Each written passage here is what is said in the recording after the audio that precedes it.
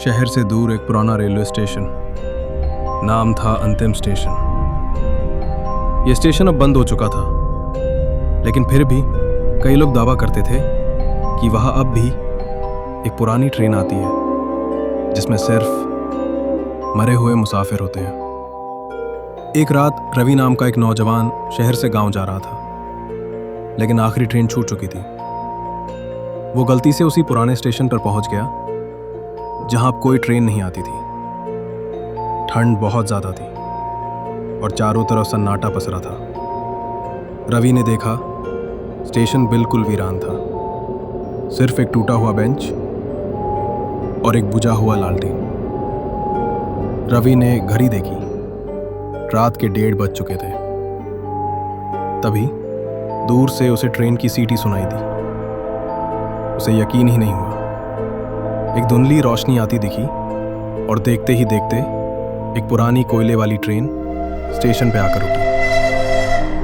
रवि ने देखा ट्रेन में कोई टीसी नहीं था, कोई आवाज नहीं, सिर्फ एक दरवाजा खुला था, जैसे किसी ने उसे अंदर बुलाया हो।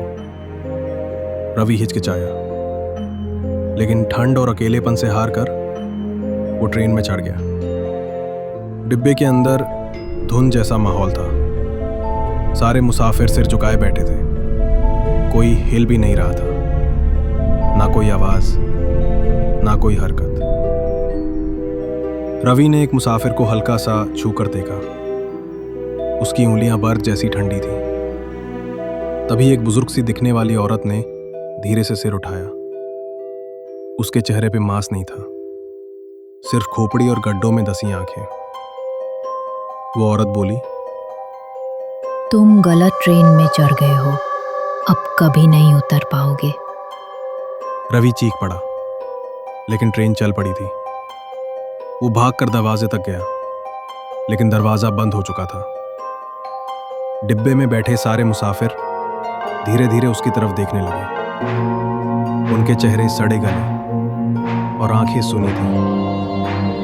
रवि जोर जोर से दरवाजा पीटता रहा, लेकिन ट्रेन तेजी से सुनसान जंगल में दौड़ती रही।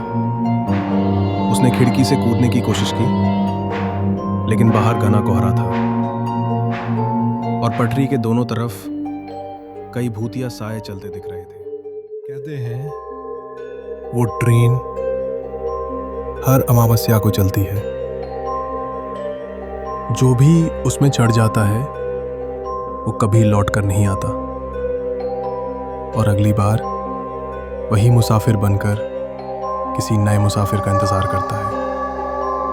अगर कभी किसी सुनसान स्टेशन पर रात के अंधेरे में कोई ट्रेन तुम्हारे सामने रुके, तो याद रखना, कहीं वो अंतिम स्टेशन वाली ट्रेन तो नहीं।